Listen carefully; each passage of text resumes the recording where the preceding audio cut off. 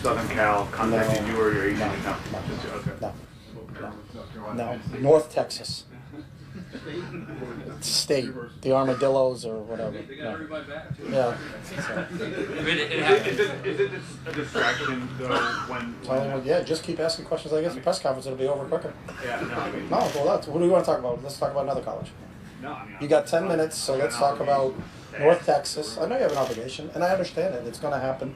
If we're not successful and we're not winning, I came from college. I'm going to go back to college. So I hope someday to be like Coach Coughlin and win enough games where I can stay around long enough where that speculation ends. But I understand you have to ask the question.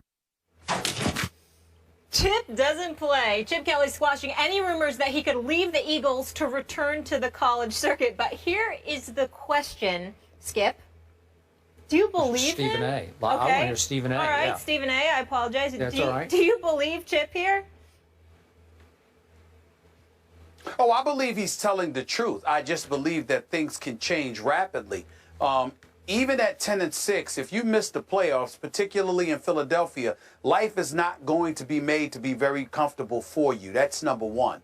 Number two, you see he has a very dismissive and aloof attitude, which is something we've lamented in the past. No need to revisit that. He is 10-6 in his first 2 seasons. That's 20-12 overall. You know, in his first 2 seasons, made the playoffs one year, didn't make it the next year.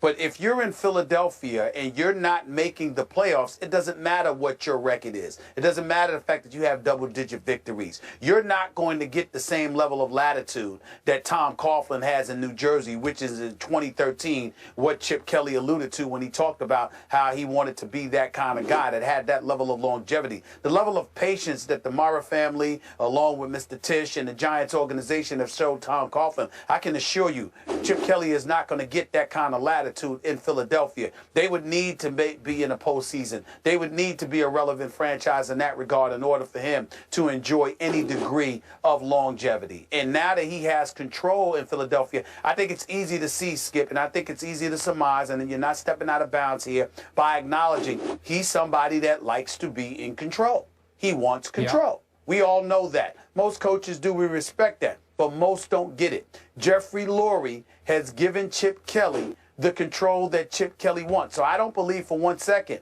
that he has any interest. I think he's telling the absolute truth. There's no interest in USC with its 11 national titles. There's no interest in Texas with its 9 national titles and its own television network. And the money would be big time. And, of course, he'd have control. There's no interest there, but that's only because he's still in the NFL, in Philadelphia, where he's won his share of games, not to mention the fact that he has control. If he were to lose control, would he ultimately decide to go back to college? I think that is very possible. It's not relevant now because obviously he's in control in Philadelphia and he has the support of Jeffrey Lurie. But come back and ask me that question about Chip Kelly again if the Philadelphia Eagles are losing and he either finds himself losing control or out of an NFL job. Then come talk to me because I want to hear him say that then.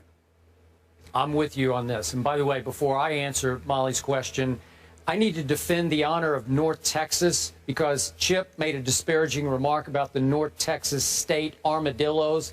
It's the North Texas Mean Green. I think once upon a time they used to be the Eagles, if I can recall, because I've actually attended a football and a basketball game at North Texas in Denton, Texas.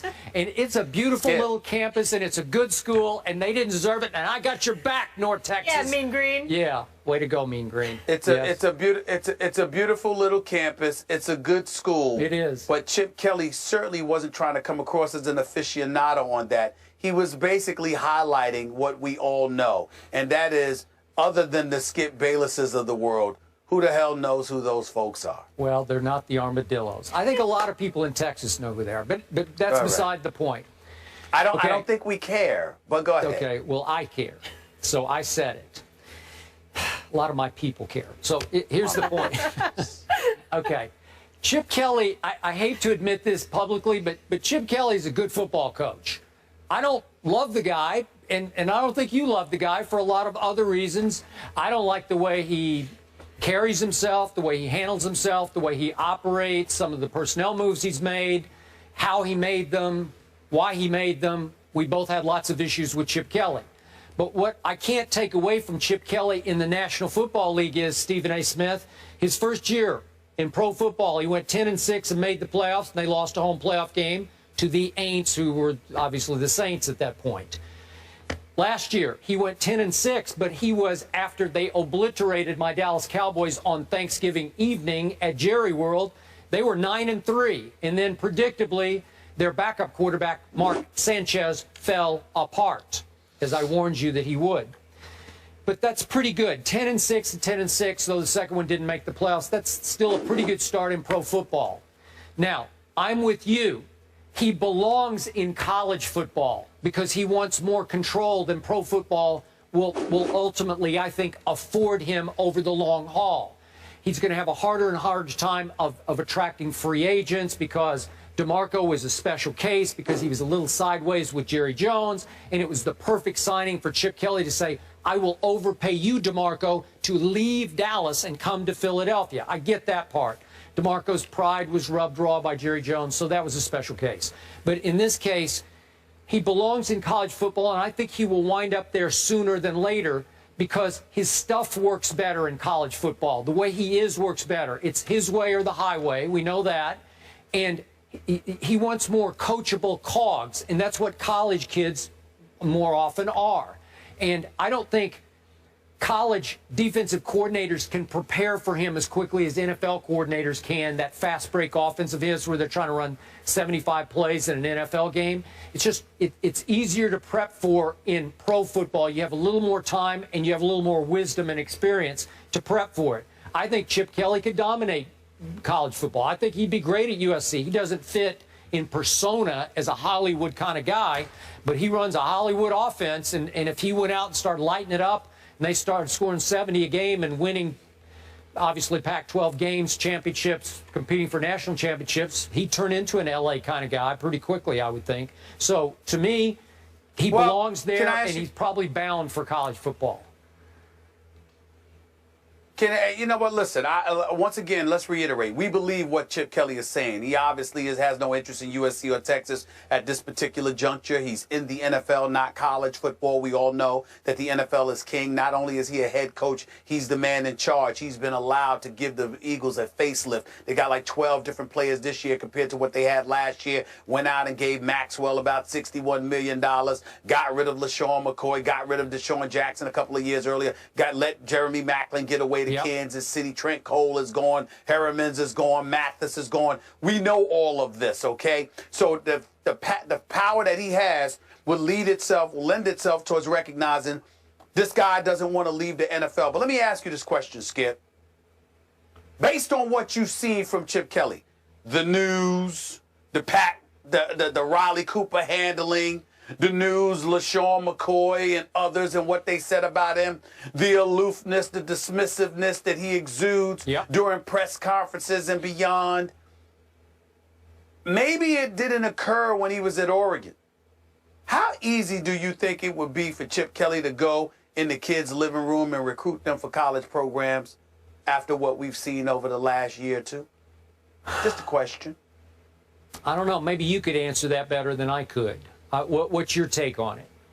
Well, I guess my take on it is that I don't blame him for wanting to be interested in the pros because there's only 32 of those jobs, okay? And, you know, guys are going to want to play for somewhere because there's only 32 teams. They don't give a damn who it's for. These are professionals. They're getting paid. They want their money. They want to elevate their quality of life, and they want to do so by playing on an exceptionally high level in the National Football League.